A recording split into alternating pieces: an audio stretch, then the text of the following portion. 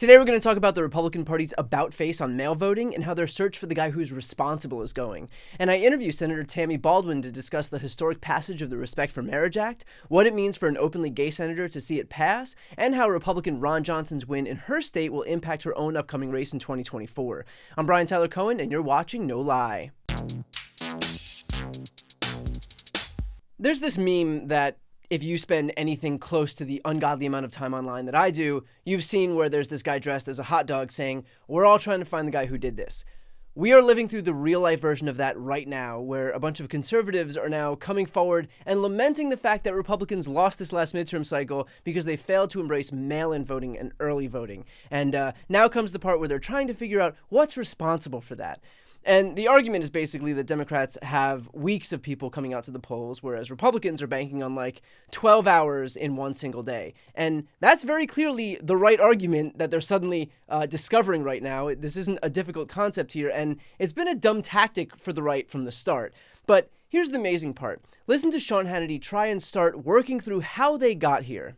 I think Republicans have been unwilling, for whatever reason, reluctant, resistant, to voting early and voting by mail.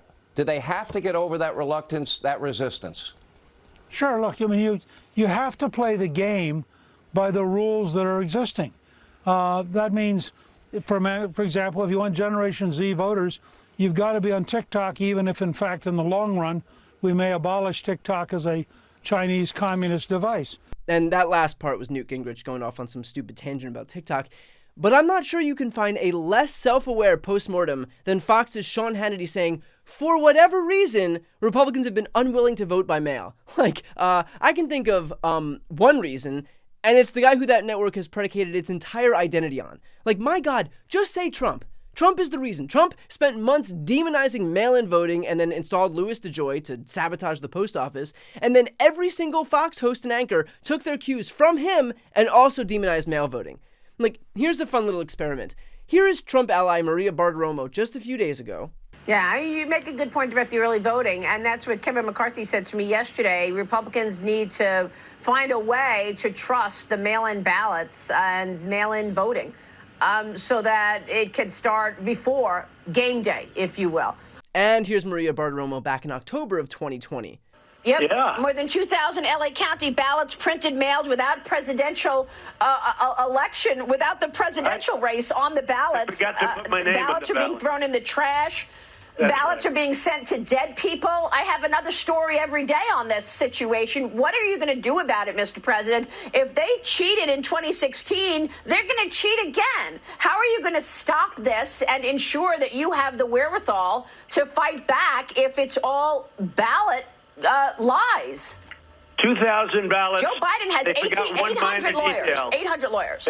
So yeah, one of life's great mysteries, how Maria's audience was manipulated into believing the things that they heard right from Maria's mouth.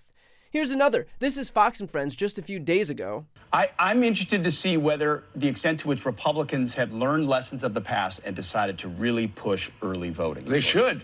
They have to, because a lesson of the last couple cycles is Democrats, largely using COVID emergency measures, know how to bank votes legally.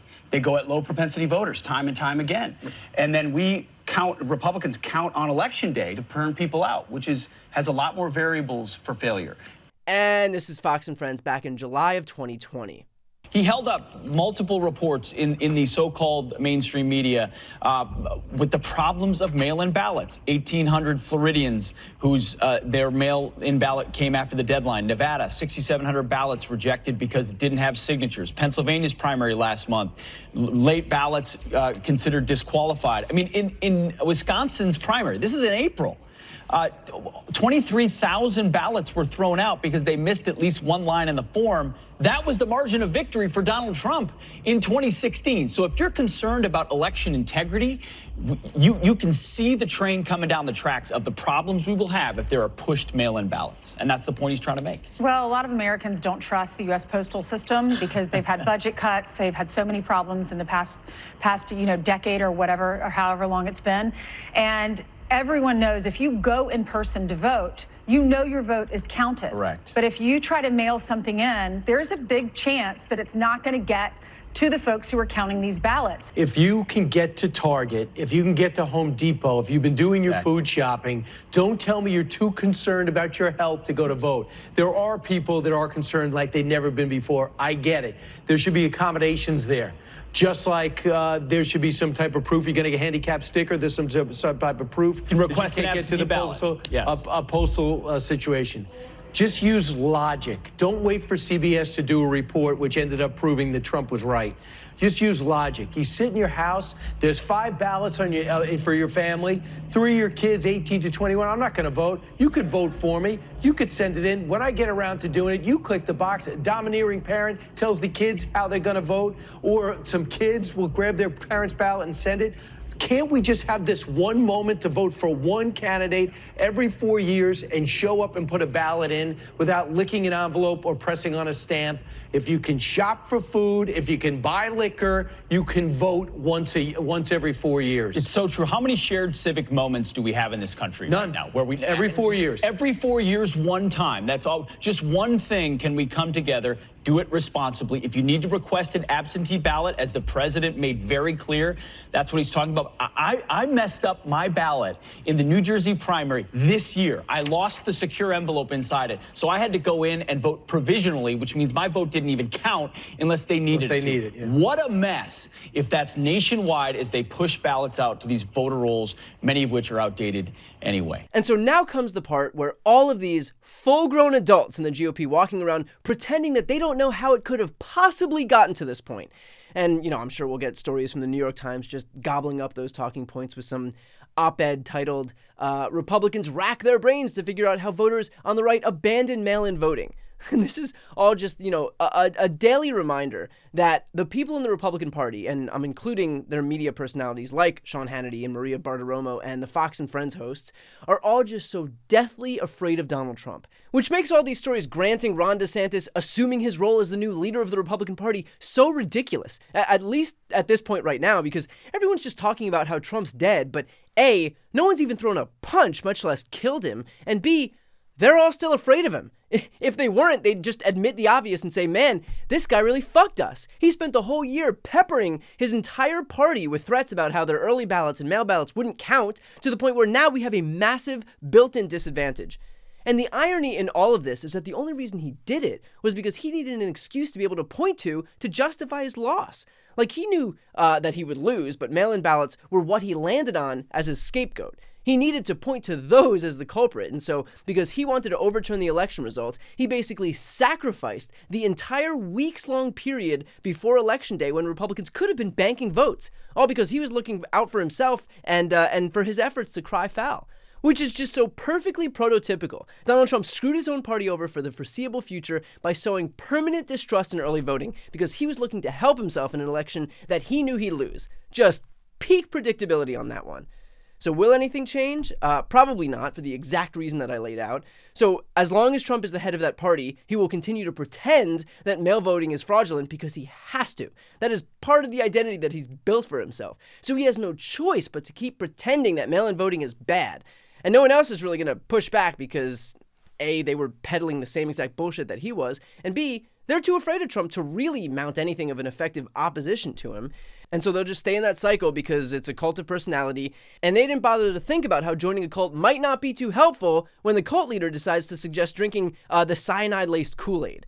So I'm sure we'll hear these tepid little efforts by Maria Bartiromo and Sean Hannity to revise their strategy. But the fact is that all they've done over the last few years is train their audiences to listen to Trump. And Trump isn't going to tell these people to start voting early, so these people aren't going to start voting early. Which is not to say they can't win because, look at the Ohio Senate race, look at Florida, look at New York even.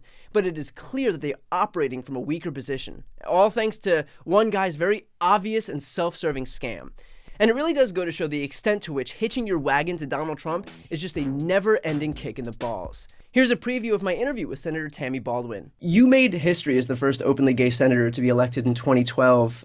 What does it mean for you to see a bill like this, which doesn't have everything, but still, protects same-sex marriage to the extent that it can at the federal level, get passed and signed into law? Well, it's a part of the arc of progress. And what is, when I look back over many, many years in public office and public service, I think about how much has changed since the mid-1980s when I first became involved, and even between my being sworn into the United States Senate in 2013 as the first openly gay member of the U.S. Senate in history, to a few years after that when marriage equality became the law of the land. But I have to remind myself that it was not the law of the land when I first joined the United States Senate.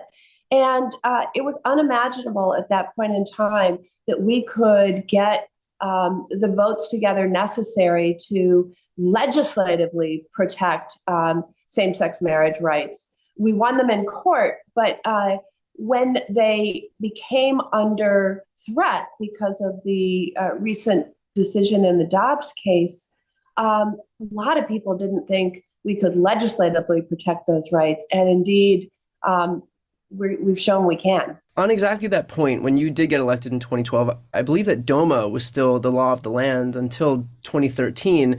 So it might have just butted up against that happening. But what was it like? Actually, Sorry, go ahead. It was a great point because the Defense of Marriage Act was enacted in 1996 at a time when everybody was, I think, fearful or saying the sky is falling. There might be a state that decides to go forward and recognize same-sex marriages. So the Defense of Marriage Act was this sort of panicked response at the federal level saying, well, at least the federal government won't have to recognize any marriage other than a traditional marriage between a man and a woman.